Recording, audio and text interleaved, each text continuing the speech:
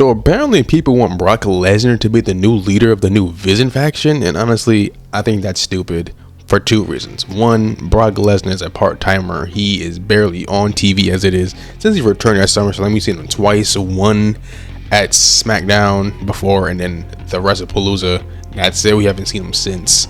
So he'd have to show up a lot more consistently for that to work. And honestly, Brock Lesnar historically, since his return in 2016 or so, hasn't, not 2016, his second run hasn't really done that. I don't really see that happening. Maybe he'll show up to PLEs, but in terms of Raw consistently, no, I just don't see it.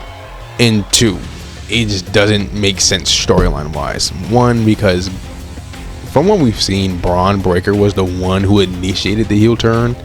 Yeah, you can say Paul Heyman influenced him and kind of leaned him into that direction, but you know, I think it would be better storyline wise if Braun was the one to do it instead of Paul Heyman influencing him. So yeah, that doesn't really make too much sense to me. Do you think of Brock Lesnar? Do you think faction leader? I personally don't, and honestly it makes more sense for Paul Heyman to be the leader of the faction.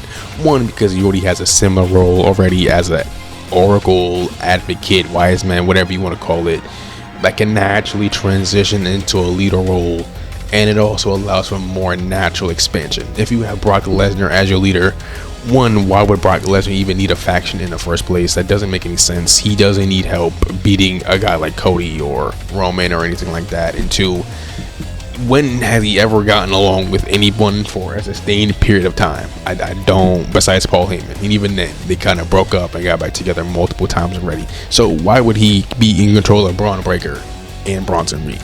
Plus more if you really want to expand it. That doesn't make any sense to me. But with Paul Heyman, they already have that trusted connection already, so you already know how they can interact. And besides, it's on TV consistently, so you have that aspect. And other people, not in the kayfabe sense, but in like a real world sense, you pair someone with Paul Heyman, their stock goes up, so you can easily push another wrestler with Paul Heyman as well, as opposed to Brock Lesnar, who's already a made man, right? But with the Brock leader thing, you can do the Brock Lesnar versus Bronson Reed and a Brock Lesnar versus Braun Breaker, but you can also do that without him being the leader. So with Paul, it just makes a lot more sense. Or there's a secret little third option where they're just no leader at all and they just do whatever they want whenever they want, which is possible. But I personally like the Paul Heyman leader theory.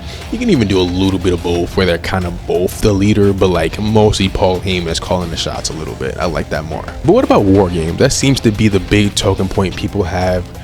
Does this cancel out War Games? What's going to happen with War Games? Personally, I think it's going to be fine. One, they still have a month and a half to build it, so a lot can change between now and then. And two, let's count the guys they have going up against them. CM Punk, number one, he's being in that match.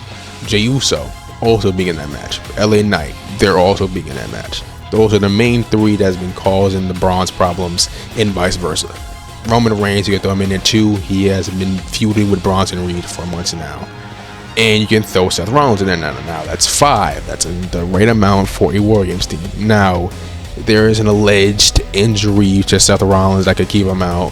So if you want to remove him and insert someone else, you got Jimmy, who is now inserted in the storyline with Jey and Roman. So now you have that storyline combined with that. So either way, with Seth or Jimmy, you still have 5. Now the question is, how do you get the Vision to 5 members? One, you can do the Brock Lesnar method with him being the leader, where you have Brock, Braun, and Bronson plus 2 other guys. Or you can insert an Austin Theory in there. You can do both, add a Brock and Austin Theory. I don't know how that would work, but it's possible. You can have some NXT call-ups like Oba Femi. That would be a nice way to call him up.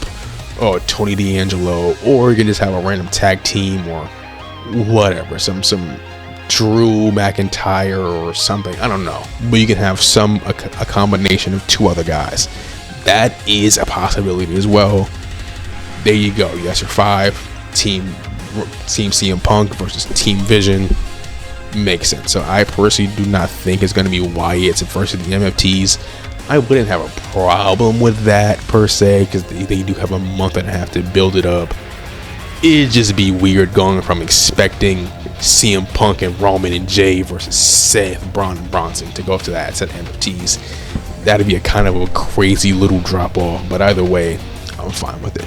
But the one thing people aren't really mentioning is, where does Becky Lynch fall in all this? Because she is technically part of the group. Now, obviously, they're not going to have a match against Becky Lynch. That's not going to happen.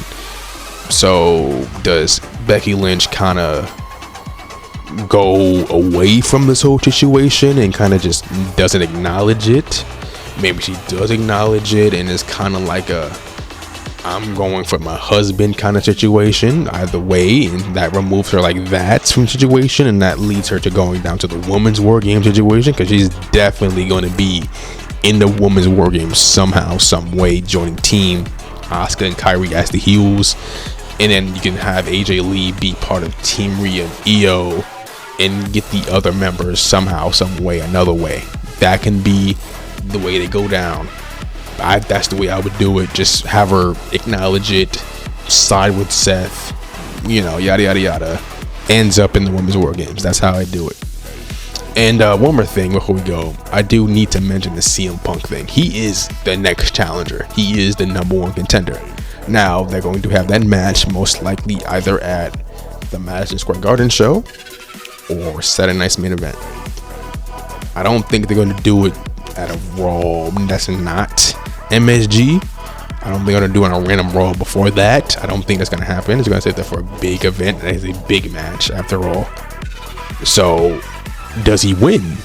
Right? If Seth is injured, does that mean Seth automatically loses the title against CM Punk? I can see that happening. They could also go down the route of, if the injury is serious enough they can't wrestle, that you have the Browns just pack him up, causing him to relinquish the title in the process. That way you can set up a nice little tournament for the title, while also extending the CM Punk feud as well, because they did technically cost them a title match. Either way, Seth is losing that title before Survivor Series, I tell you that. But those are my thoughts on this whole Vision situation. Do you agree? Do you disagree? Let me know in the comments. While you're down there, don't forget to like and subscribe and hit that noti bell for more wrestling videos. This is the Ghost of Wrestling signing out. Stay spooky, drink water, have a good day.